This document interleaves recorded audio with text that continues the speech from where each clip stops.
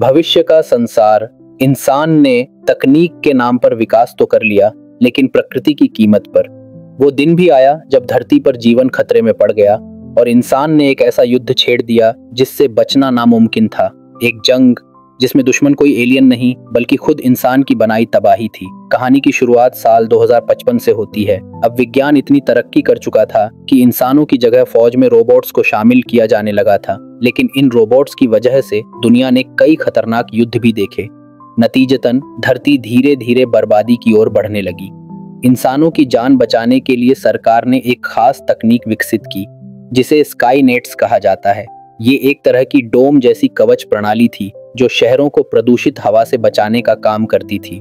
लेकिन एक दिन आसमान से एक और खतरा आ गिरा। एक विशाल उल्कापिंड मेटियोराइट धरती के B16 नामक क्षेत्र में आकर गिरा।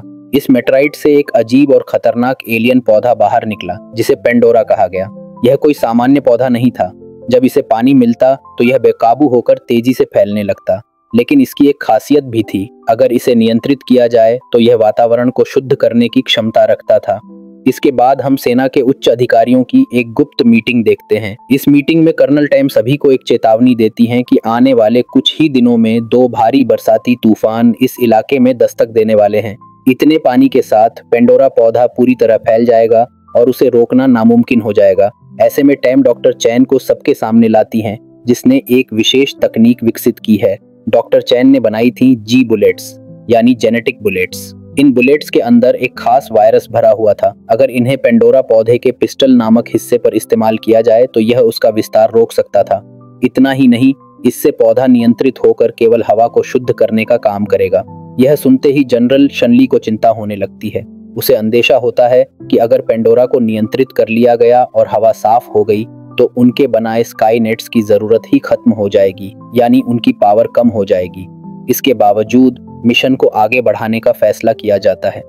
कर्नल टैम तुरंत आदेश देती हैं कि रोबोट्स की एक विशेष यूनिट तैयार की जाए जो पेंडोरा के पिस्टल एरिया तक पहुंचे और वहां जी बुलेट्स को सही जगह प्लांट करे। पेंडोरा का पिस्टल एरिया ही उसका असली ब्रेन था। अगर वायरस को किसी और हिस्से पर छोड़ा गया तो उसका कोई असर नहीं होगा। यही वजह थी कि इस मिशन की सफलता बेहद जरूरी थी। अगर यह ऑपरेशन फेल हो जाता तो सरकार के पास सिर्फ एक विकल्प बचता, प्लान बी। इस योजना के तहत ओरका नामक एक स्पेसक्राफ्ट से पेंडोरा पर मिसाइल दागी जाती। लेकिन इस हमले की कीमत बहुत भारी होती, क्योंकि इस हमले में कम से कम 1 लाख लोग मारे जाते। यह सुनकर कमांडर चैंग बेहद चिंतित हो जाते हैं। वो सुझाव देते हैं कि उन्हें किसी वैकल्पिक योजना पर काम करना चाहिए जिससे लोगों की जान बचाई जा सके। लेकिन कर्नल टैम साफ कह देती है कि इसके अलावा कोई दूसरा रास्ता नहीं है। अब बस यही उम्मीद है कि जी बुलेट्स वाला मिशन सफल हो जाए। इसके बाद कमांडर चैंग कर्नल टैम को टाइलर की एयरफोर्स यूनिट से मिलवाते हैं। उन्हें समझाया जाता है कि पेंडोरा के पिस्टल एरिया तक कैसे पहुंचा जाएगा। योजना ये होती है, पहले पेंडोरा पर जहरीली गैस से बमबारी की जाएगी, फिर स्काई फिशेस नाम के स्पेशल एयरक्राफ्ट चारों तरफ उड़ान भरते हुए पेंडोरा के पिस्टल हिस्से को ट्रैक करेंगे। उसके बाद रोबोट्स जी बुलेट्स के जरिए हमला करेंगे। लेकिन टाइलर को ये ऑपरेशन बहुत ही खतरनाक लगता है। वो कहता है कि इसमें उसके सैनिकों की जान जाने का खतरा है। जवाब में कर्नल टैम उसे आदेश मानने के लिए मजबूर करती है। जल्द ही मिलिट्री यूनिट मिशन के लिए रवाना हो जाती है। टाइलर अपने शिप में अपनी बेटी का लॉकेट टांग देता है। वो बेटी जो कई साल पहले मारी जा चुकी थी, अब उसकी याद ही टाइलर की ताकत बन चुकी है। इसी बीच हम B16 के रिहायशी इलाके में स्कंक नाम के एक शख्स से मिलते हैं। वो कभी एयरफोर्स का सिपाही था। जब वो ऊपर आसमान में 3 स्काई फिशेस और ओरका स्पेसशिप को उड़ते हुए देखता है तो सोच में पड़ जाता है कि ये सब किस मिशन पर निकले हैं। स्काई फिशेस में 2 मुख्य सैनिक मौजूद थे, लिंकन और कॉनर। कॉनर की गर्लफ्रेंड लूसी कमांड सेंटर से उन्हें रिमोटली निर्देश दे रही थी। टाइलर की यूनिट जब पेंडोरा के इलाके में घुसती है तब वहां हल्की बारिश शुरू हो चुकी होती है। तीनों स्काई फिशेस पेंडोरा के चारों ओर अपनी पोजीशन ले लेते हैं।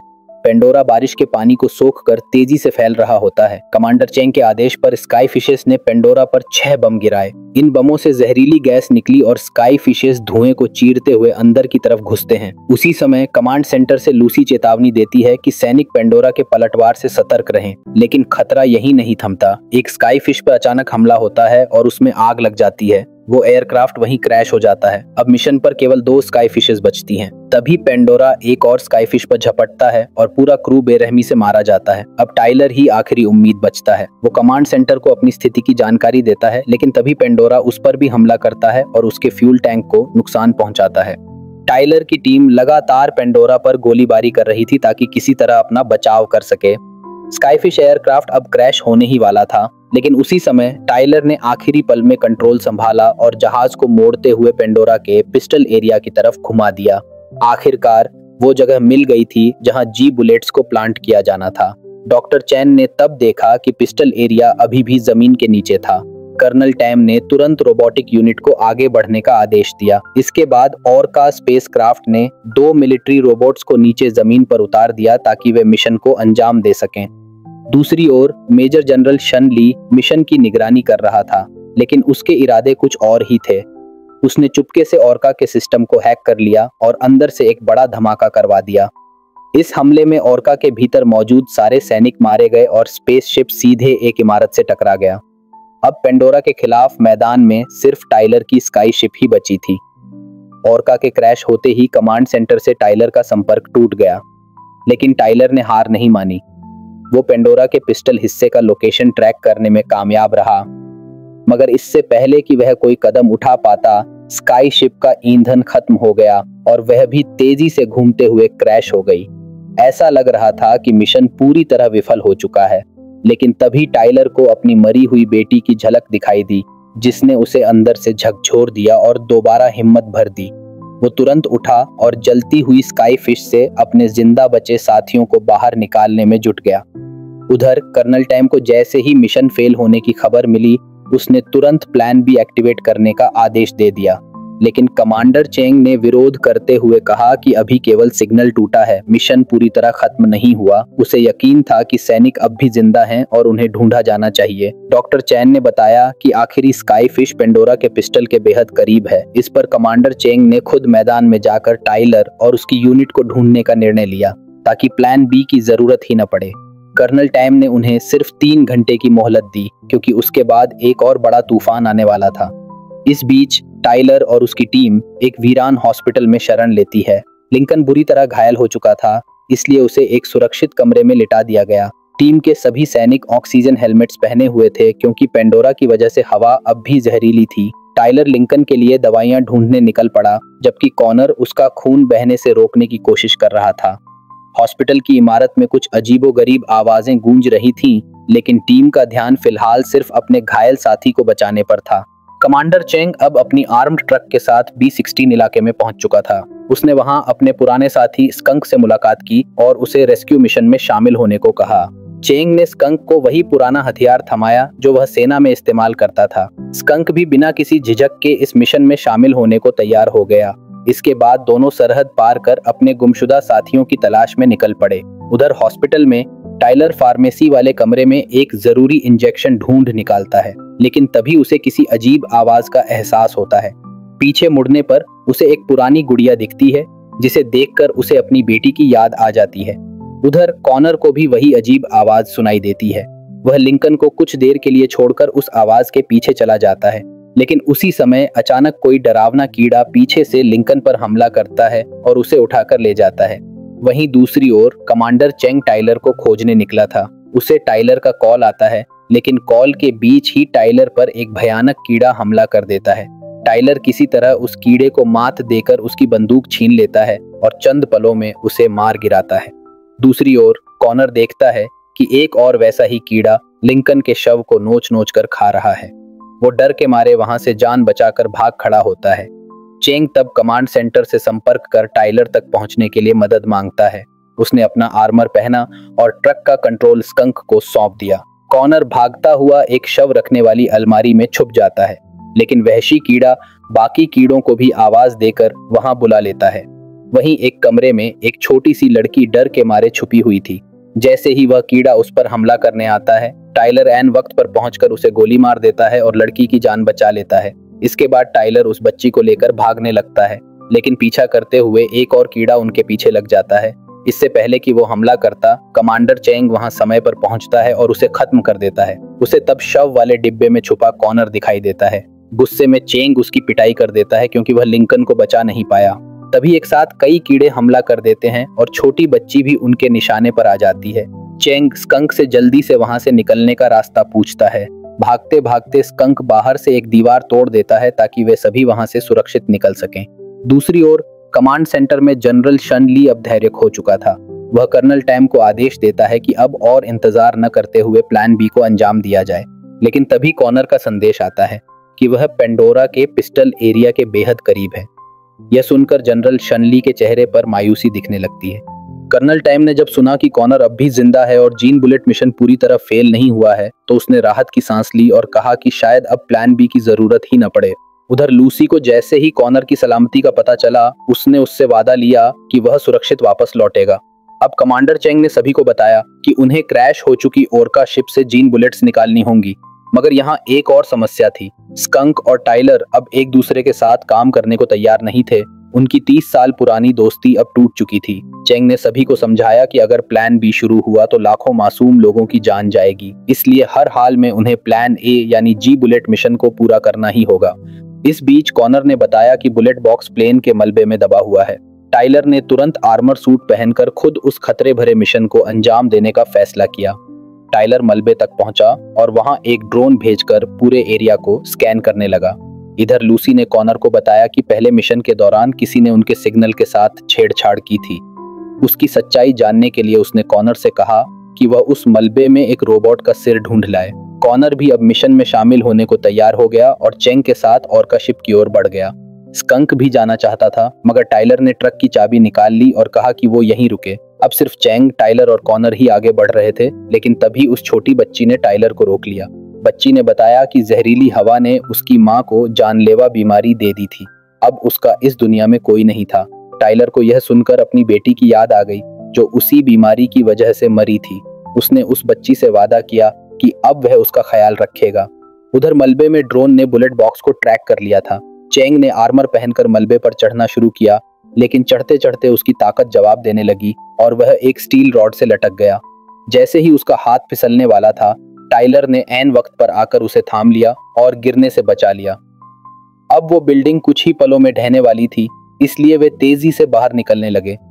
एक वैन में उन्हें बुलेट बॉक्स दिखाई दिया जिसमें सिर्फ एक जी बुलेट बची थी।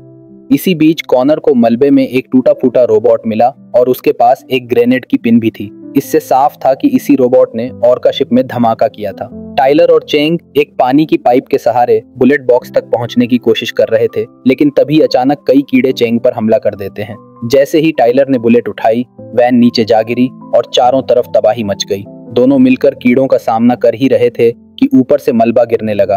उधर कॉनर ने रोबोट का सिर उसके धड़ से अलग किया, लेकिन तभी एक गाड़ी उसके ऊपर गिरने वाली थी।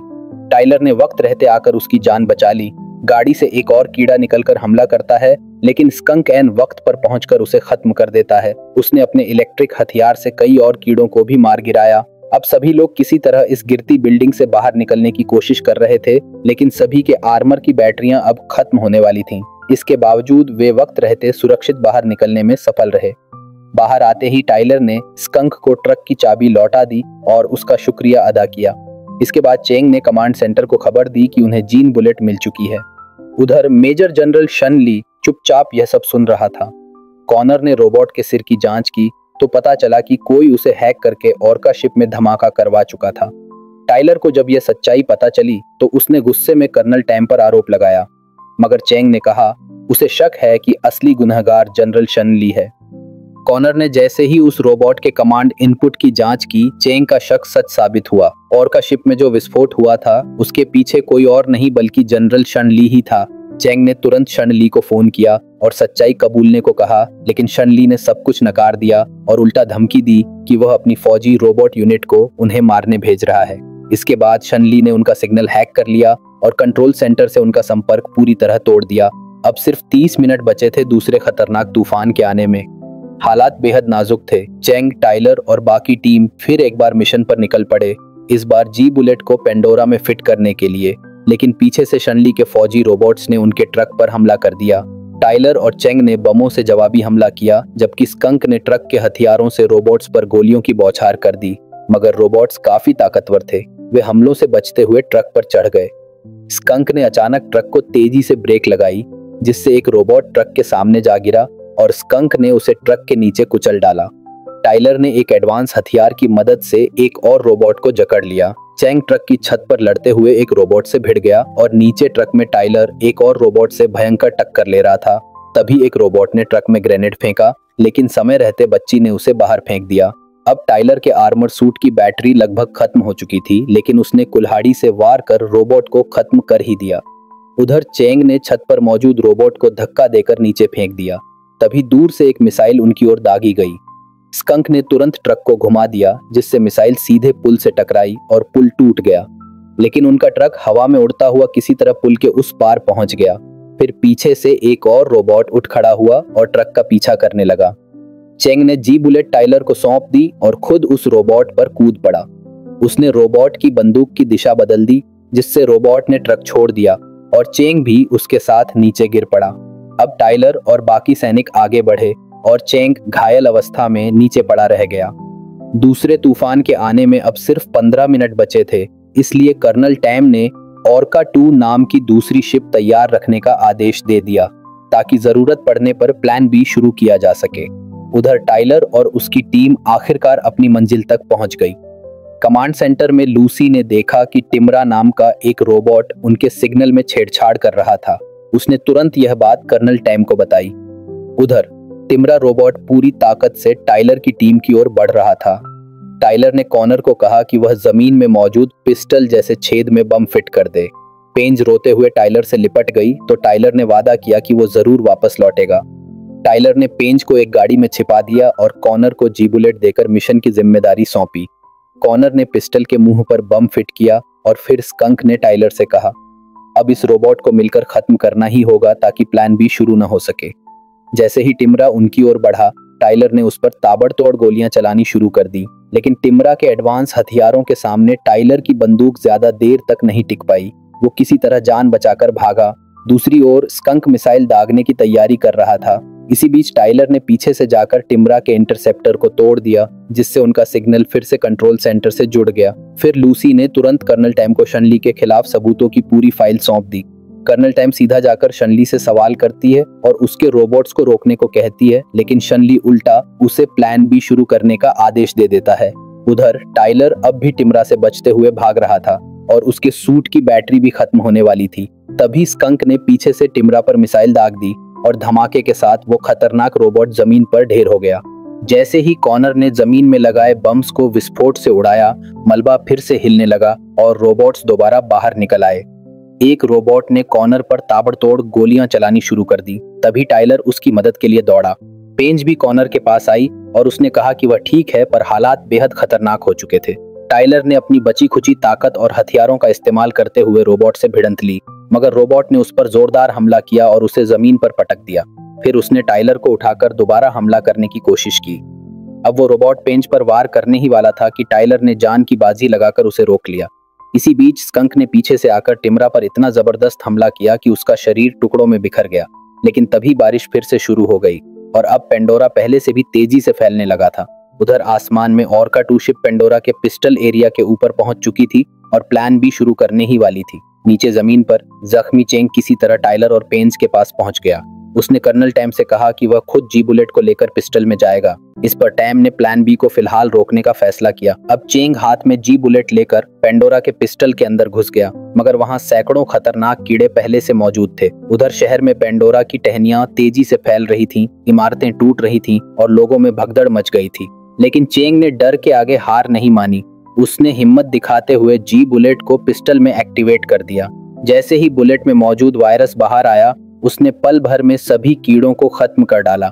धीरे धीरे पेंडोरा का फैलना रुक गया और चारों ओर शांति छा गई। कमांड सेंटर में हर कोई खुशी से झूम उठा। डॉक्टर चैन ने ऐलान किया कि मिशन सफल रहा है। लेकिन इसी खुशी के माहौल में अचानक कर्नल टैम को जनरल शन ली के कमरे से गोली चलने की आवाज आई। जब वह कमरे में पहुंची तो देखा शन ली खुद को गोली मार चुका था। इस कहानी का असली खलनायक अब खत्म हो चुका था। एक हफ्ते बाद डॉक्टर चैन ने पेंडोरा के जीन को इस तरह बदल दिया कि अब वो हानिकारक नहीं रहा, बल्कि अब वो पौधा आसपास की जहरीली हवा को साफ करने लगा था, जिसकी वजह से शहर दोबारा रहने लायक बन गया था। उधर B16 में टाइलर और स्कंक के बीच पुरानी दोस्ती फिर से बहाल हो गई। स्कंक भी दोबारा सेना में शामिल हो गया और अब वो सब मिलकर धरती को बचाने के अपने मिशन में लगे हुए थे। अंत में हम देखते हैं कि धरती दोबारा हरी भरी और साफ हो चुकी है। इंसान अब ये समझ चुके हैं कि इस धरती की रक्षा सिर्फ हथियारों से नहीं, जिम्मेदारी और एकता से होती है। और इसी उम्मीद के साथ मानव जाति ने धरती को बचाने का संकल्प फिर से दोहराया।